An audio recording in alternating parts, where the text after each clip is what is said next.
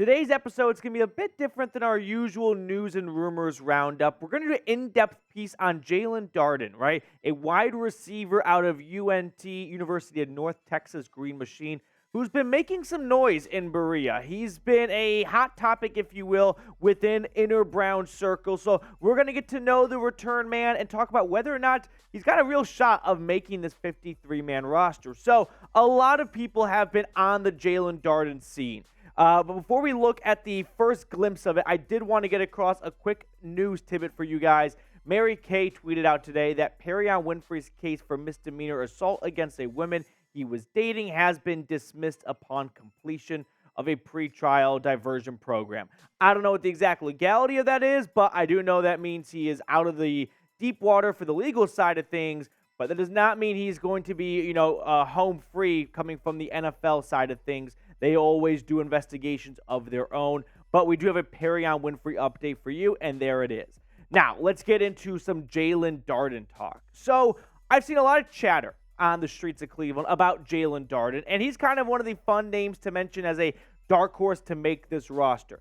Tyler Johnson, a really good Twitter follow, tweeted out, if there was one player that could sneak onto this roster, it's Jaelon Darden if the team decides to keep 7 receivers. Keep in mind, he worked out a lot this offseason with Deshaun Watson in Houston. Not just Tyler Johnson, okay? This Jaelon Darden vibe has been, infectious. It's been very contagious. Jacob Roach, another great spot for Browns content. If you're looking to keep a wide receiver as a returner, I think Jaelon Darden makes more sense than Grant. He's only 24, not coming off an Achilles injury, and has plenty of experience as a returner. There's been a lot of buzz about Jaelon Darden as a return specialist for Cleveland potentially. Mary Kay also tweeted out Deshaun Watson throwing to Jaelon Darden in 7-on-7 red zones, a highlight from that. So there's been some good Twitter clips out there on the street. There's been a lot of activity. There's been a lot of chatter around Jaelon Darden. So now I want to bring it to this channel and really start to break it down and go through whether or not he's a legit contender to make this 53-man roster, or if it's just the case of, off-season, low tide, not a whole lot of stories out there. Let's bring something up here. Now, be honest with me, though. You guys ever heard of Jaelon Darden before? Truth be told, I had never heard of the guy until the Browns claimed him off the waiver wire last season. I cannot act like I was all over the Bucs, intel when it comes to drafting him in the 4th round a few years ago. But let me know, have you ever heard of Jaelon Darden before? Now, some background information on him. He was a 4th-round pick by the Tampa Bay Buccaneers in 2021 out of North Texas, and he was awesome for the Green Machine. Conference USA MVP back in 2020. Now, he had a short-lived career in Tampa Bay. He was waived by the Bucs just a year and a half after he was drafted on December 6, 2022. And the very next day, the Browns claimed him off the waiver wire. Now, he was included in a Browns article by one of their staff writers who talked about 3 minicamp standouts and included Jaelon Darden. This is what Anthony had to say. Darden might have entered himself into the list of under-the-radar players to watch for training camp with the way he connected with Watson this week. Darden will need to keep it going in training camp to carve a role in a crowded wide receiver room, but his value could be elevated with his abilities as a returner.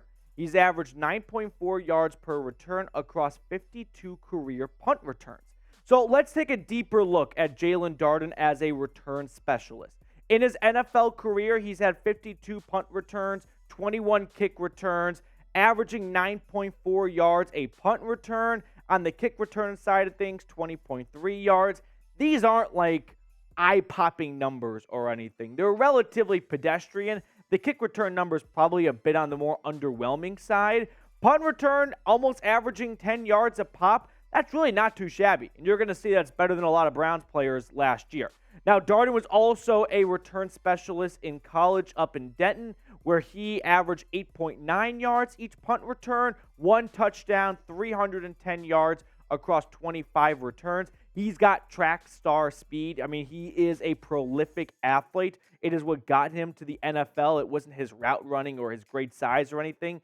It's that getaway burst and quickness and speed he has all in one. So not surprising that Darden has found, at least for now, a temporary home in the NFL as a return specialist. But you go back to last year, Cleveland's return game was absent, right? It was non-existent, essentially. The top 4 punt returners for the Browns last year, Donovan Peoples-Jones averaging 12.4 yards a pop, largely due to his punt return for a touchdown against the Texans. But remember, they had a rotation going where you had Demetric Felton, and he had a case of the dropsies, right? Like Brucey from Longest Yard. Chester Rogers, who Jaelon Darden even got 2 returns at the end of the season. And then as for kick returns, you had Jerome Ford, and I thought he actually exceeded a lot of people's expectations and really showed he's got some good burst and good, long-term speed.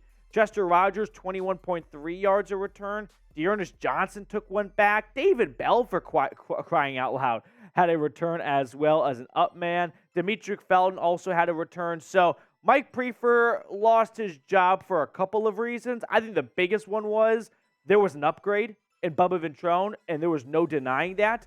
But never getting Cade York really figured out at home, and then never having a solution following Jakeem Grant's injury in August was ultimately the kiss of death for good old Prefer.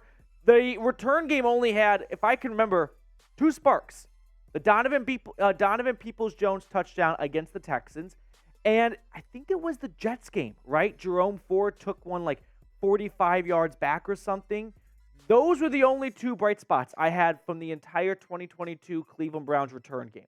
You had the blocked field goal against Justin Tucker as another, thumbs up for the special teams unit. But outside of that, you never really got a whole lot. You never got a major, swapping of the field or, flipping the field, a game-changing return to set up the offense in great field position.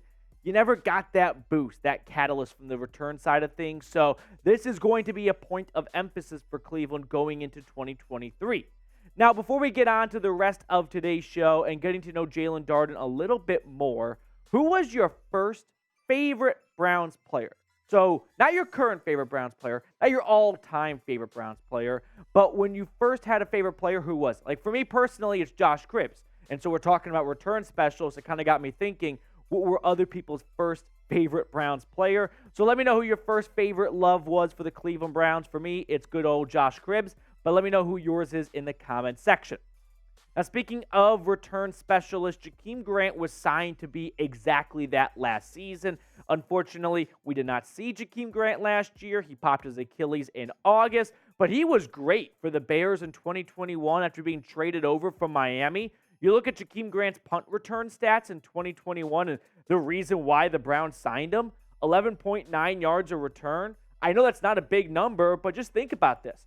Every time a team punted the ball to the Bears, Chicago picked up a first down pretty much before their offense came on the field. Like those are game-changing numbers if you can stack those on punt after punt and move your offense from their own 30 to the 40, right? Then you're just 2 first downs away from a field goal. So Jakeem Grant can flip the field for you, but unfortunately, when you're 30-plus years old and you're coming off an Achilles tear, that does not bode super well for you. If Jakeem Grant looks like he's lost a step, coming off an Achilles tear, a little bit hesitant to really sell out and go all out 100%, and Darden is looking good during training camp, he could be that dark horse to make the roster if the Browns want to sign someone who's got one job, return specialist, right?